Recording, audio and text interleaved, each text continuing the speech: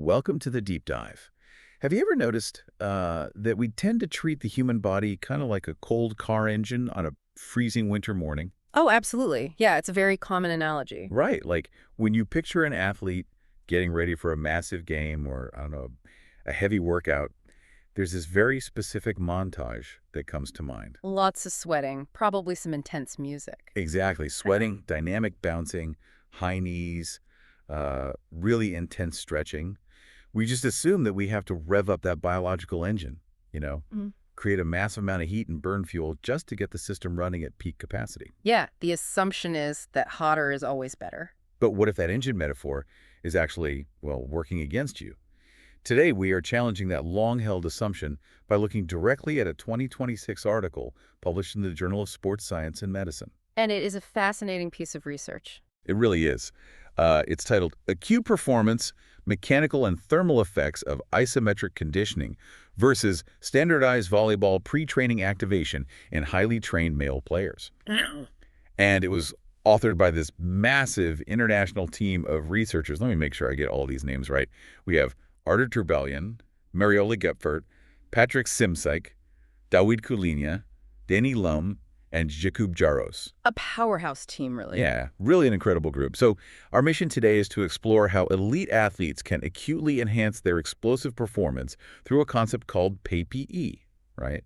And we want to see whether a highly specific minimal movement isometric protocol can actually outperform the traditional sweat-inducing warm-up. Right, because the stakes here are, well, they're incredibly high. And the environment the researchers chose to test this in is unforgiving. I mean, we're looking at elite volleyball. Oh, yeah. Lots of jumping. Exactly. In volleyball, your ability to repeatedly perform high-intensity, explosive vertical jumps is quite literally everything. It's the whole game. It dictates your success on the court at every single position.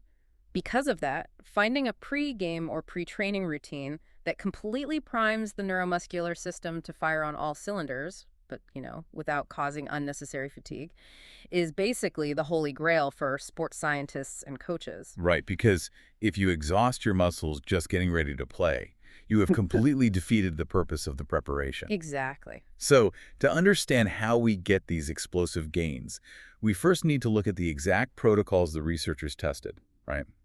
And the subjects of this study were not your average weekend warriors. No, not at all. The researchers recruited 14 highly trained male volleyball players from the Polish First League. And just to paint a picture for you listening, these are imposing athletes.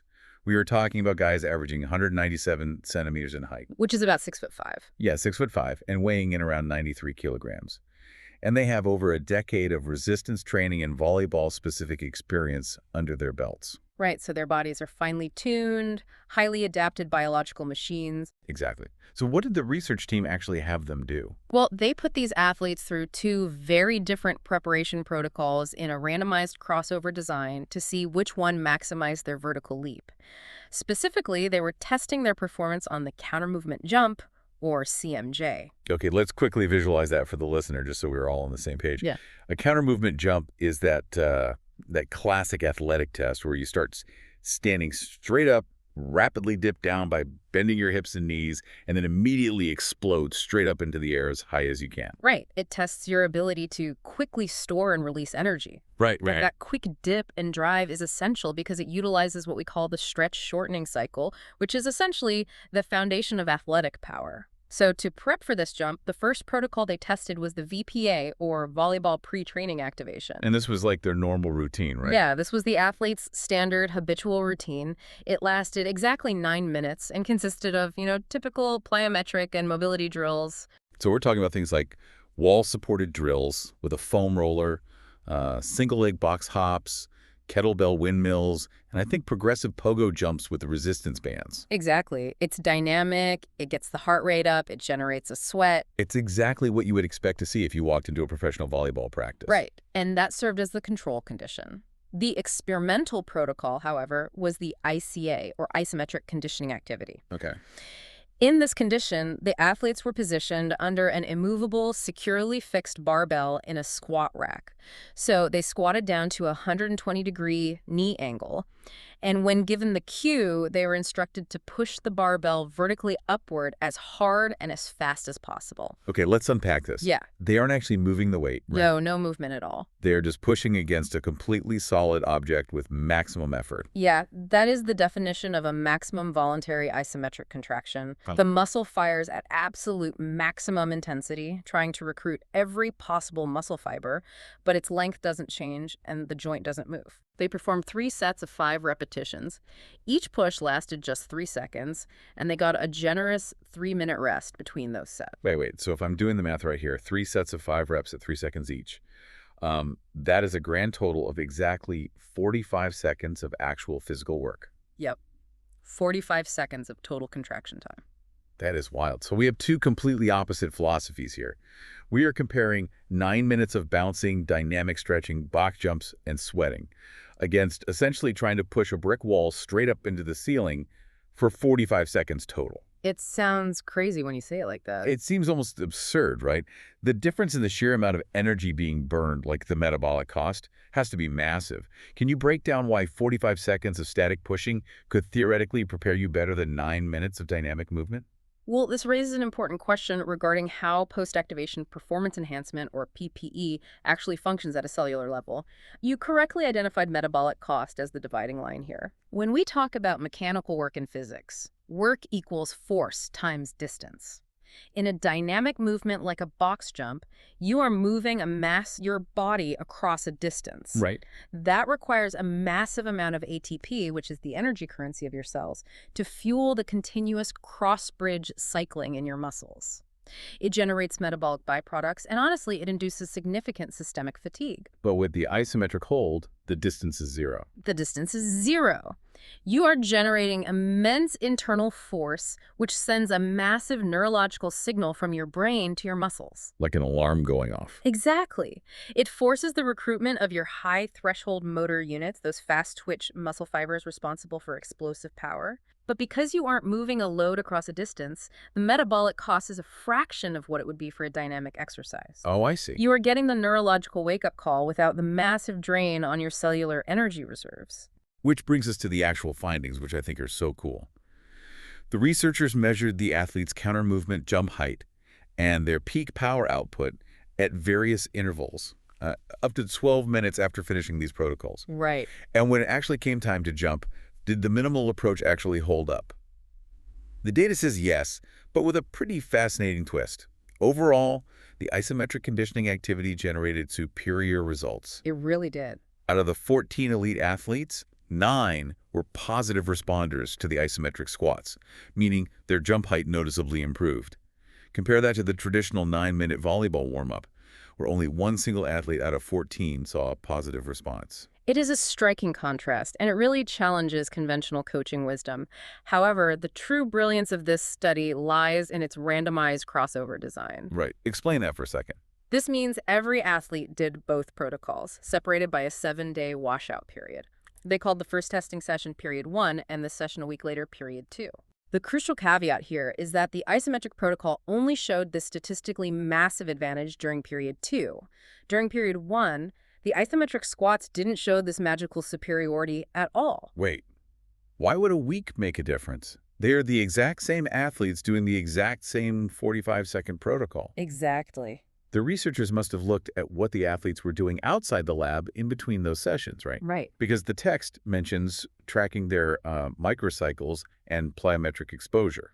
Just to pause there, when you say microcycle, we're just talking about their weekly training block, right? Yeah, a microcycle simply refers to a short-term training period, typically a week, detailing every practice, weight room session, and match. Okay, at it. The researchers meticulously tracked the athlete's external training load leading up to each testing period. In the microcycle leading up to period 1, the team had a very heavy, aggressive training schedule. Oh, I see where this is going. Right. But in the microcycle leading up to period 2, their training load decreased significantly. Specifically, there was a 22% drop in their dynamic training volume. Wow. 22% is a lot. It is. And that included a sharp reduction in their plyometric exposure, meaning fewer jumps in practice. Ah, okay. So going into period 1, their legs were basically already cooked from normal practice. But going into period 2, they were fresher. They had more gas in the tank. If we connect this to the bigger picture, This beautifully illustrates what sports scientists call the dual process framework. And this is perhaps the most important concept in athletic preparation. Okay, tell me more. The framework posits that neuromuscular potentiation, the priming effect, and residual fatigue are two separate processes that coexist in the muscle at the exact same time. I want to make sure I am visualizing this correctly. So we have like two invisible meters running in our bodies simultaneously. It's a great way to think of it. 1 meter is measuring our potentiation, our readiness to explode, and the other meter is measuring our fatigue. And the physical performance you actually see on the court is just the net difference between those 2 meters. Let's look at the chemistry for a second. Potentiation often involves the phosphorylation of myosin regulatory light chains. Okay, big words. I know, right? But it essentially just makes the muscle fibers more sensitive to calcium, allowing them to contract faster and harder. But at the exact same time, fatigue is causing a buildup of hydrogen ions and depleting your central nervous system's drive. So if your residual fatigue meter is pegged at like a level 10 because of a brutal week of practice, and your 45-second isometric warm-up gives you a potentiation boost of a level 5, your net performance is still negative. Exactly. You're still tired, and you want to jump higher. The potentiation is absolutely happening at a cellular level, but it is being entirely masked by the overwhelming fatigue. In period 1, the athletes were carrying so much residual fatigue from their heavy training week that no priming strategy in the world, isometric or dynamic, was going to magically make them jump higher. Wow. But in period 2, when the residual fatigue was lowered by that 22% drop in training volume, the potentiation from the isometric squats could finally break through the surface and physically enhance their jump height. That is such a vital takeaway for anyone listening. It proves that priming strategies cannot be one size fits all. They really can't. They must be individualized to an athlete's current readiness and recovery window. It completely reframes how we should view preparation, I think. It isn't just about what you do in the 10 minutes before the event. It is heavily dictated by what you did in the 72 hours before it. It's the bottom. But I want to dig deeper into the physical reality of this. We know the isometric squats work better, provided the athlete isn't over-fatigued. But why physically does pushing against an immovable bar lower the metabolic cost while simultaneously making a professional athlete jump higher? To answer that, the researchers brought out some incredible technology to measure the athlete's physiology right there in the lab. They wanted to look at the muscles themselves. Right. So they used a non-invasive device called a myoton PRO to measure the viscoelastic properties of the rectus femoris. It's the large muscle running right down the front of your thigh.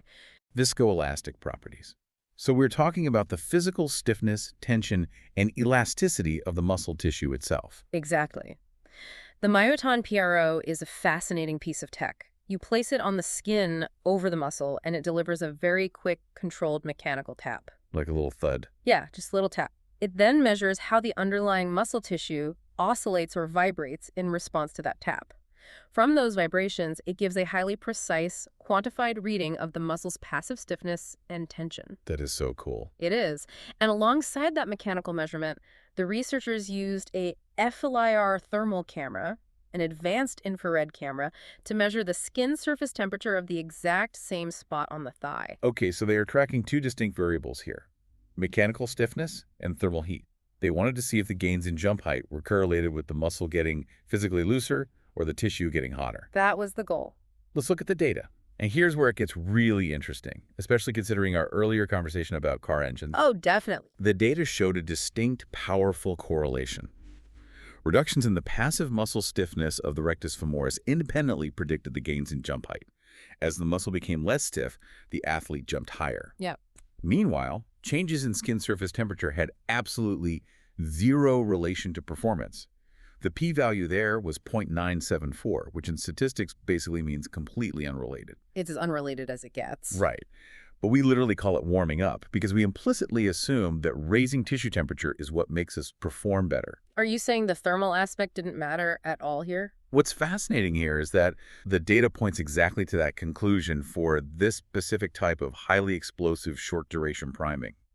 The gains in jump height align perfectly with neuromechanical mechanisms rather than thermal mechanisms. Okay. Raising the skin temperature, and by extension the superficial tissue temperature, did not correlate with jumping higher in these elite athletes. The performance enhancement was driven by the alteration of the mechanical properties of the muscle tendon unit. Meaning the stiffness. Exactly. By engaging in those intense isometric holds, the passive muscle stiffness was reduced.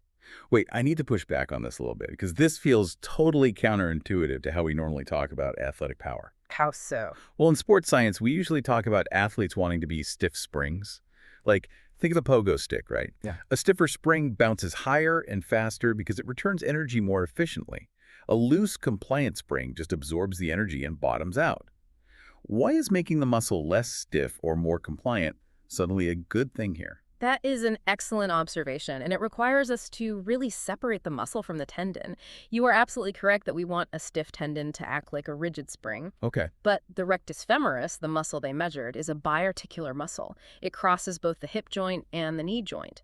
If the muscle belly itself is slightly more compliant or less stiff, it allows for a greater and smoother range of motion during the downward dipping phase of the counter movement jump. So a slightly looser muscle allows the athlete to dip into the jump more efficiently. It optimizes the length-tension relationship. By allowing a slightly better stretch during that eccentric downward phase, the muscle can pull more effectively on the tendon. Oh, I get it now. You are essentially able to load that stiff tendon spring with more elastic energy, which is then violently released during the upward concentric phase, catapulting the athlete higher. The isometric contractions are reducing the resting tension in the muscle fibers, allowing for this optimized stretch shortening cycle. So the isometric hold isn't warming the muscle up like a heater.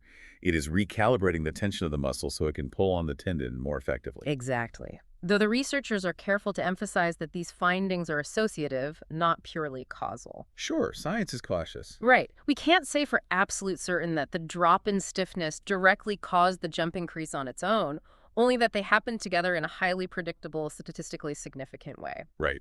But it strongly indicates that PAP operates through these neuromechanical pathways, optimizing tissue compliance and motor unit recruitment, rather than just making the body hotter. So what does this all mean for you? Even if you aren't a professional volleyball player competing in the Polish First League, understanding this interplay between fatigue, potentiation, and muscle tension is incredibly practical. It really applies to everyone. Yeah. Whether you are about to run a 5K, hit a heavy set of squats at the gym, or prepare for a physically demanding task, you have to respect your body's baseline fatigue.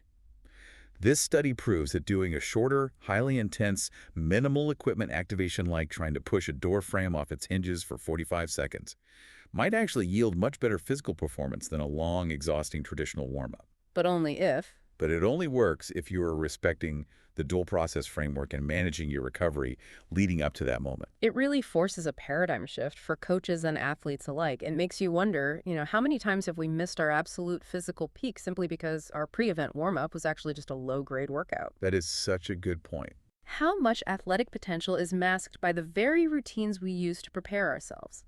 When we mistakenly prioritize generating heat over optimizing our neurology, we might just be leaving our best performance in the warm-up area. It's a really provocative question, and it completely changes how I will look at my own gym routines from now on. We highly encourage you to read the full article by Terbalyan, Gepfert, Szymczyk, Koźlenia, Lemam, and Jarosz in the Journal of Sports Science and Medicine to fully grasp the intricate science of PAPE. Yeah, the methodology, the technology they used, and the depth of their data are truly impressive and worth exploring firsthand. Absolutely. And while you are rethinking your own warm-up protocols, please remember to follow our channel and turn on notifications so you never miss another scientifically grounded deep dive into the latest academic research. Because as the data showed us today, the most common intuitive practices aren't always the most optimal for human performance. So true. So the next time you're getting ready for a big physical effort, remember the engine metaphor. You don't need to let the engine idle in the driveway for 20 minutes, burning all your precious fuel just to get hot. Sometimes, a few seconds of perfectly applied, maximal pressure is all it takes to switch the nervous system on, optimize your mechanics, and fly off the starting line.